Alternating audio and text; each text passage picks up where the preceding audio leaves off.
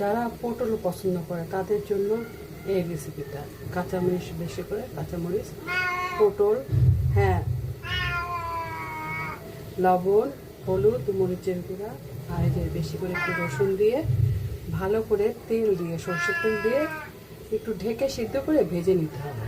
তারপরে শিল পাটায় বেটে গরম ভাত দিয়ে খেতে হবে। এখন গরম ভাত দিয়ে খাবো এটা।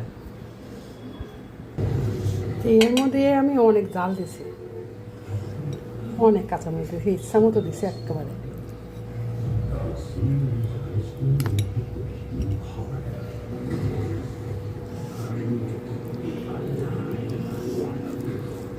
একদম যারা ভর্তা পছন্দ করে তাদের তো অবস্থা খারাপ। আর জানেনই তো যারা খায় পটল ভর্তা যে কী টেস্ট, সেই টেস্ট তো সেই মজা হয়েছে, আরও ভাত লাগবে তো খাই।